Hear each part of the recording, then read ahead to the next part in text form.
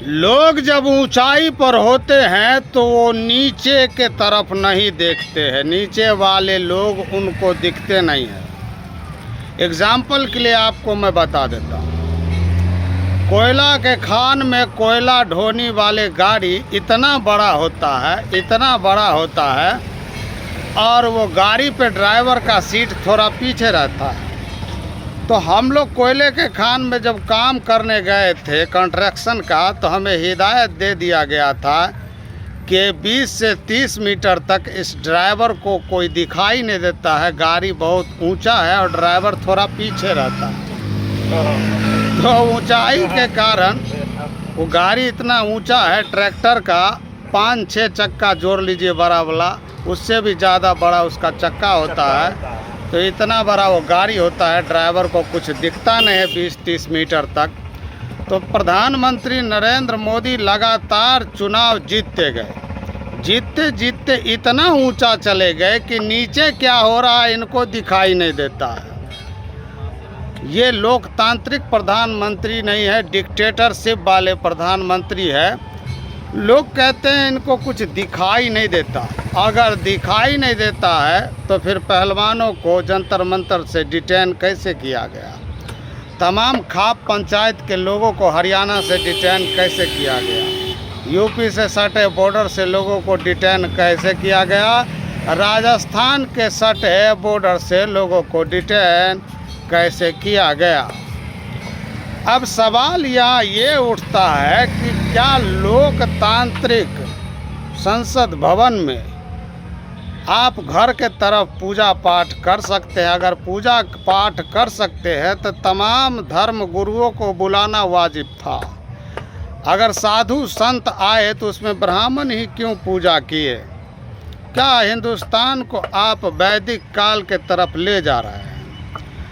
काहे कि न कोई मुझे भेजा है, न किसी ने मुझे बुलाया है, माँ गंगा ने मुझे बुलाया, इसीलिए मैं आया। दरअसल गंगा का जब जब पुत्र होता है वो इतना नाकारा हो जाता है कि वो महिला विरोधी निकल जाता है। गंगा पुत्र भीष्म अंबिका को अम्बालिका को हरण करके लाया, उसमें अम्बा को उसने छोड़ दिया, उससे शादी नहीं किया। बाद में वही अम्बा शिखंडी बनकर गंगा पुत्र भीष्म के मौत का कारण बना। जब दुर्योधन द्रौपदी का चीर हरण कर रहा था उस समय भी गंगा पुत्र भीष्म ने दुर्योधन का विरोध नहीं किया और सर को झुकाए रखा, कान को बहरा, आँख को अंधा रखा। नरेंद्र मोदी ये गंगा का दूसरा पुत्र है। पहलवान के साथ दुराचारी व्यभिचारी बृजभूषण शरण जो 6 बार का भाजपा का सांसद है, उसने यौन शोषण किया। ये मोदी को दिखाई नहीं देता है क्योंकि बलरामपुर, बहराइच, गोड्डा, बलिया और नेपाल तक इस सांसद का धौस है, रौब है। ये बाहुबली 5-6 सीट पर प्रभाव डाल सकता है, इसी डर से मोदी इसके सामने झुकता है, सजदा करता है इसको।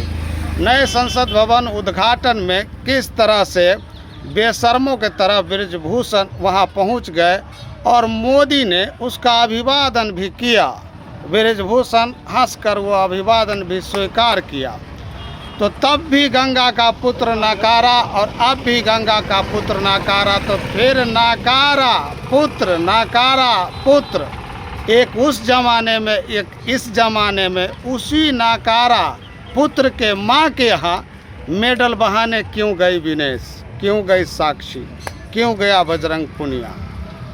सोचिए, बाबा साहब भीमराव अंबेडकर के देश में गंगा, ये गंगा पुत्र, ये तमाम हिंदू लोगों को ब्लैकमेल करने के लिए ये तमाम तरह के हथकंडे अपनाते हैं।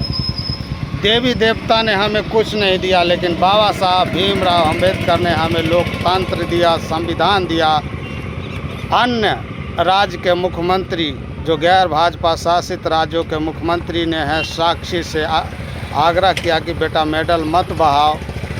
गैर भाजपा सांसद, गैर भाजपा विधायक ने उनसे निवेदन किया। राकेश टिकैत के भाई नरेश टिकैत ने निवेदन किया 5 दिन का वक्त मांगा और पहलवानों ने 5 दिन का वक्त दे दिया। ये है ज़मीनी हकीकत। इस देश में न्याय के लिए जब मेडलधारी बेटियों को इस तरह से दिक्कतों का सामना करना पड़ता है, पुलिस का लाठी डंडा खाना पड़ता है, तो दलित, पिछड़ा, आदिवासी का क्या हाल होता होगा, क्या हाल होता होगा कमज़ोर वर्ग के लोगों को आप कल्पना कर सकते हैं। लेकिन ब्रजभूषण अगर 6 सीट पर प्रभाव डालता है तो ये खाप जो है वो 36 जातों का ये समाज है खाप। जिस तरह 36 देशों का समूह नाटो है, उसी 36 जात का समूह ये खाप है और आने वाले चुनाव में खाप अपनी ताकत को दिखाएंगे। अब ये खाप गुर्जर और यादवों का लड़ाई नहीं है। अनिल कुंबले भी इस पर ट्वीट कर अपना विरोध जता चुके हैं। ये पूरे देश तक आवाज़ जा रहा है। ये तमाम देश में इस आग के तरह फैल रहा है ये खबर। लोग इसका विरोध कर रहे हैं, खुल के विरोध कर रहे हैं। भले निर्भया कांड के तरह लोग सामने नहीं आ रहे हैं, लेकिन ये क्रूर शासक के डर से लोग खुलकर सामने आए या ना आए, लेकिन कहीं न कहीं ब्रजभूषण अगर 6 सीट पर भाजपा को मदद करेगा तो कम से कम 60 या 160 सीटों का जरूर आने वाले वक्त में नुकसान होगा। बहुत बहुत शुक्रिया।